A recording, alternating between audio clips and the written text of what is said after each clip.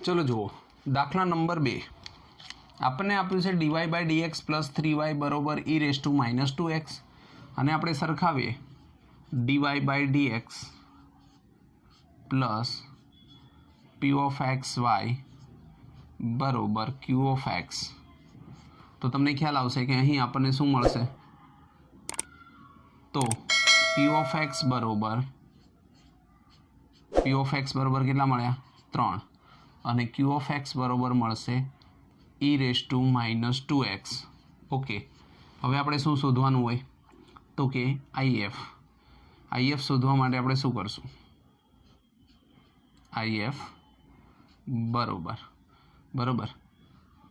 e સંકલન of p of x dx બરોબર સંકલન ઓફ p of x તો 3 છે ઇન્ટુ 1 dx એટલે આપણો જવાબ આવશે e−3x ઓકે તો if બરોબર e−3x આવ્યું હવે આપણે ફરી એને એક રીત પ્રમાણે ગણીએ તો શું આવશે y ઇન્ટુ if બરોબર સંકલન of q of x into if dx okay હવે આની અંદર કિંમત મૂકો y બરોબર if y ઇન્ટુ if એટલે કેટલા e−3x બરોબર q of x એટલે કેટલા તો q of x બરોબર e−2x into e−3x into dx okay અહીંયા 3 છે અહીંયા 2 છે તો બાદ થઈ જશે તો શું આવશે y બરોબર y ઇન્ટુ e−3x બરોબર e−x ઇન્ટુ dx થઈ ગયું હવે આનું આપણે સંકલન કરીએ તો આપણી પાસે આવશે y ઇન્ટુ e−3x બરોબર e−x પ્લસ c ઓકે હવે આને જો આપણે લખીએ તો આપણને સીધો જવાબ મળશે y બરોબર e−3x નીચે જશે તો એક ઉડી જાય તો e−2x પ્લસ c e−3x આ જે મળ્યો આપણને એ આપણો વ્યાપક ઉકેલ થશે બરાબર આ રીતે આપણે ગણી શકીએ હવે આગળ જોઈએ ત્રીજો દાખલો એમાં આપણને આપ્યું છે dy by dx plus y by x બરોબર x² અને ફરીવાર આપણે સરખાવીએ dy by dx plus p of xy બરોબર q of x સાથે સરખાવતા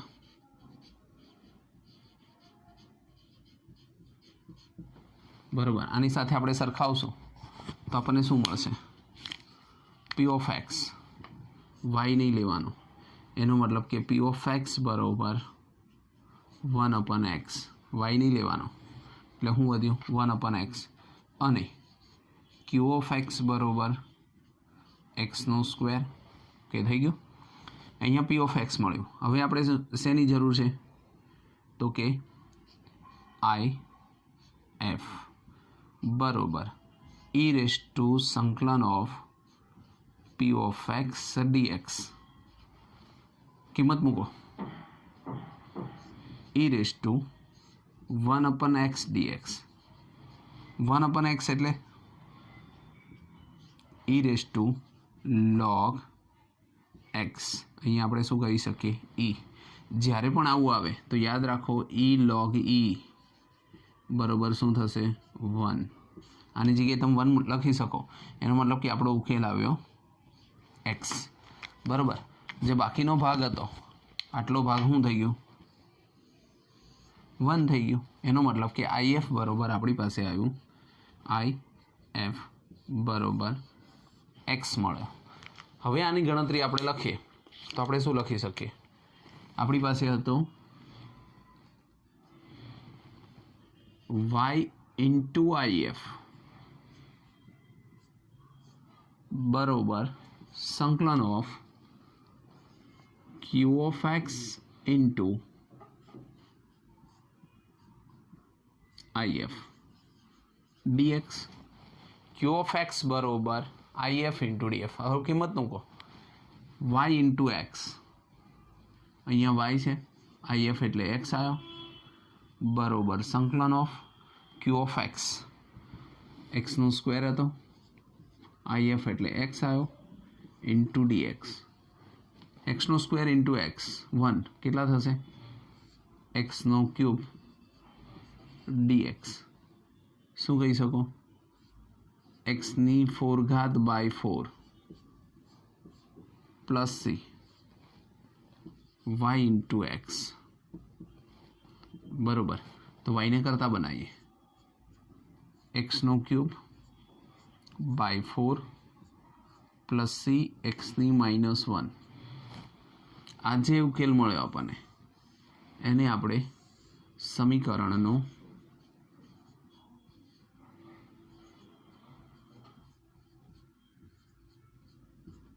વ્યાપક ઉકેલ કહી શકીએ. સમીકરણનો કેવો ઉકેલ છે, વ્યાપક ઉકેલ. તો આ રીતે આપણે દાખલા ગણી શકીએ. ચલો જુઓ દાખલા નંબર 4, dy by dx plus sec x into y બરોબર tan x. તો અહીંયા આપણે જોઈએ તો આ જે પદ આપ્યું છે આપણને sec x ઇન્ટુ y, એ આપણને ખ્યાલ આવી જાય કે આપણને સીધો p of x જ આપ્યું છે. આ પદ આપણે જોઈએ તો આપણને શું આપ્યું છે, તો કે sec x. તો આપણે અહીંયા લખી શકીએ p of x બરોબર sec x બરોબર. અને અહીંયા જે પદ આપ્યું છે આપણને tan x, એ સામે શું આપેલું છે, તો કે q of x છે બરોબર. તો આને આપણે લખશું તો હું લખી શકશું q of x બરોબર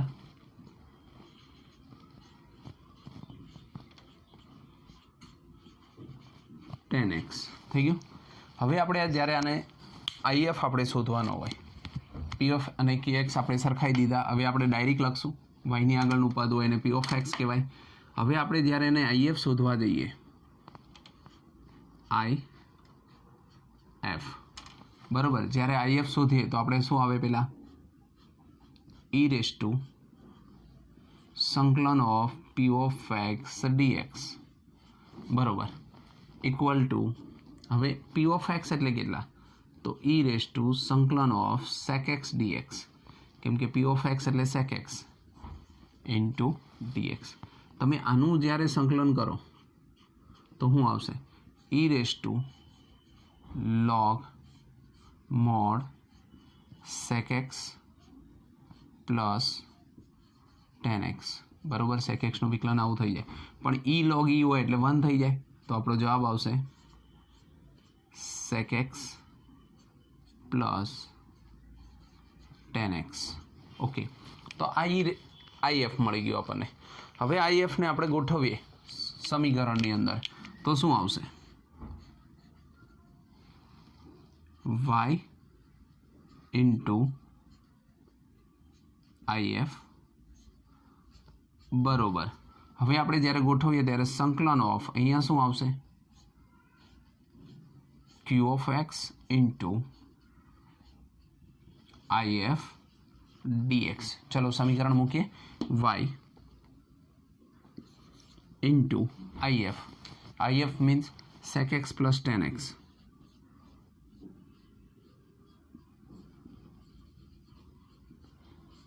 બરોબર q of x એટલે tan x into sec x પ્લસ tan x dx. આને અંદર ગુણી દઈએ તો શું આવશે, જુઓ sec x into tan x, અંદર ગુણશો તો plus tan square x dx. હજી આનું સંકલન ના થાય તો એના ભાગ પાડી દઈએ તો શું આવશે? sec x into tan x, tan square એક્સના ભાગ પડે sec square x minus 1 into dx. બરાબર, બધાનું સંકલન કરી દઈએ તો આપણને આવું મળશે y into sec x plus tan x. બરાબર, તો આપણને સામે શું મળશે? sec x ઇન્ટુ ટેન એક્સનું થઈ જાય sec x plus sec square એક્સનું થઈ જાય ટેન એક્સ અને માઇનસ 1નું થઈ જાય એક્સ અને પ્લસ સી. તો આ જે જવાબ મળી ગયો એ તમને શું મળી ગયો? વ્યાપક ઉકેલ. બરાબર, તો આ રીતે તમે દાખલાને ગણી શકો. આપેલ સમીકરણનો વ્યાપક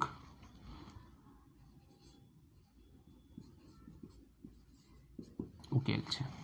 હવે બીજો દાખલો જોઈએ. અહીંયા તમને આપેલો જ છે cos square x dy by dx plus y tan x. અહીંયા ડીવાય બાય ડીએક્સ તો છે પણ એકલા નથી, એની સાથે કંઈક છે. શું આપેલું છે આપણને? cos square x. તો આ cos સ્ક્વેર એક્સ વડે અહીંયા અને આના વડે આને ભાગી નાખીએ આપણે તો શું થશે? જુઓ, cos સ્ક્વેર એક્સ વડે ભાગો બધા જ પદને, એટલે એનો મતલબ આવું થશે dy by dx plus y છેદમાં cos સ્ક્વેર એક્સ બરોબર ટેન એક્સ અને છેદમાં cos સ્ક્વેર એક્સ. હવે પદ ગોઠવો. બરાબર, મેં બધાને cos સ્ક્વેર એક્સ વડે ભાગી નાખ્યા. પહેલા પદને ભાગ્યું ને 1 થઈ ગયું. એનો મતલબ કે આપણી પાસે આવશે dy by dx plus 1 upon cos square x, એટલે આપણે અહીંયા લખી શકીએ sec square x into y બરાબર. અહીંયા 10 છે અને 1 અપન cos સ્ક્વેર એક્સ, તો આપણે શું લખશું? Ten x into sec square x. Okay, હવે આને સરખાઈએ તો આપણને શું મળશે? p ઓફ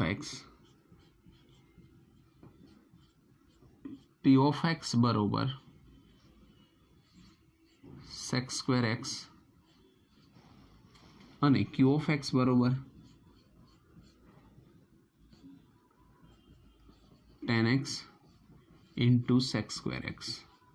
ઓકે, હવે જોઈએ આગળ. IF શોધવા માટે આપણે એની કિંમત મૂકીએ તો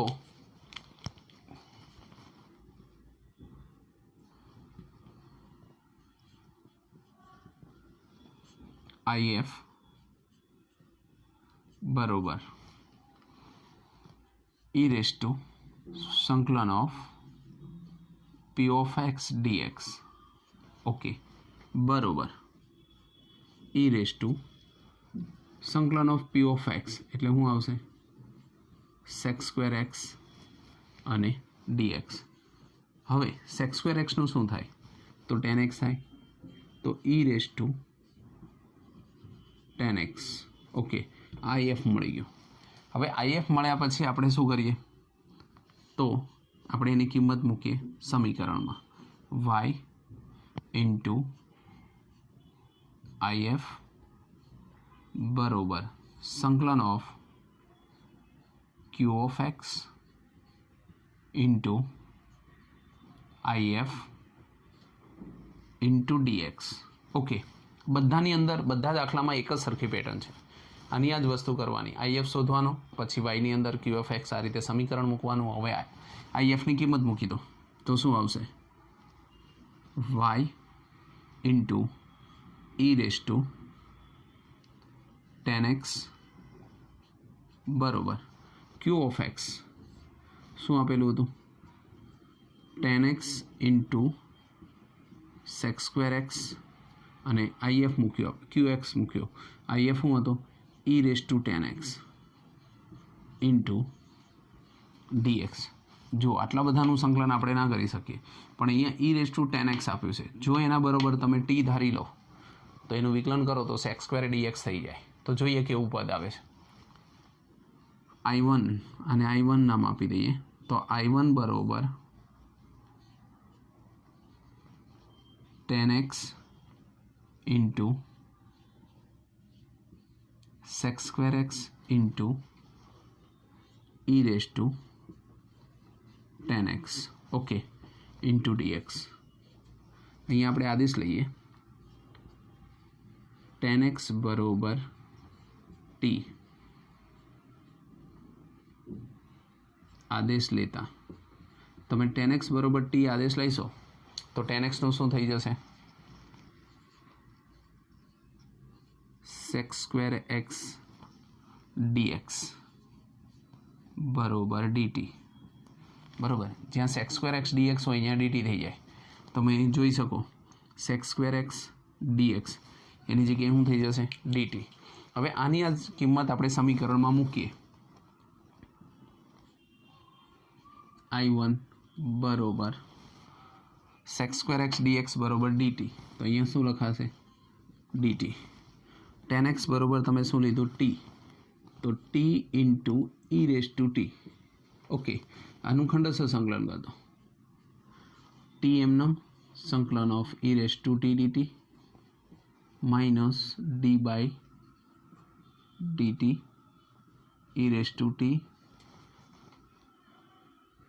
t ઇન્ટુ e⁻t dt અને dt. ઓકે, હવે t એમનું e⁻t નું e⁻t માઇનસ t નું 1 અને સંકલન ઓફ e⁻t ઇન્ટુ dt. ફરીવાર t into e⁻t minus e⁻t નું e⁻t અને પ્લસ c. આ i1 મળ્યો આપણને. શું મળ્યું? તો કે i1. આ જે i1ની કિંમત છે એને સમીકરણમાં મૂકીએ આપણે. ક્યાં હતું આપણી પાસે સમીકરણ? તો અહીંયા સમીકરણ હતું કે જ્યાં આપણે શું કર્યું હતું? i1 મૂક્યા હતા. એટલે કે આને સમીકરણ 1 આપ્યું હોય. બરાબર, તો આટલો જે ભાગ છે એને સમીકરણ 1માં મૂકીએ આપણે.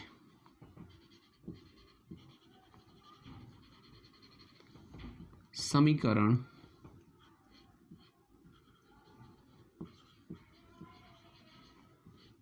1માં મૂકતા તમે સમીકરણ 1માં મૂકશો તો શું આવશે? જુઓ, તો આપણી પાસે હતું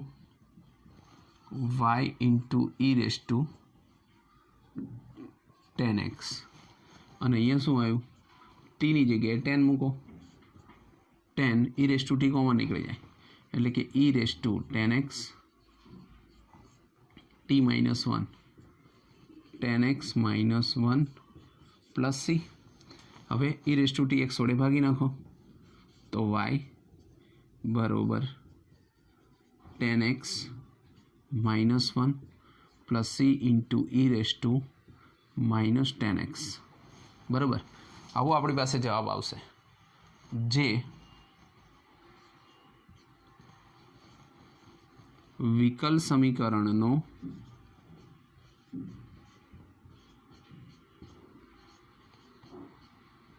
વ્યાપક ઉકેલ છે. બરાબર, એટલે આ જે સમીકરણ આપણને મળ્યું એ વિકલ સમીકરણ જે આપેલું હતું આપણે એનો વ્યાપક ઉકેલ છે. તો આ રીતે આપણે ગણી શકીએ.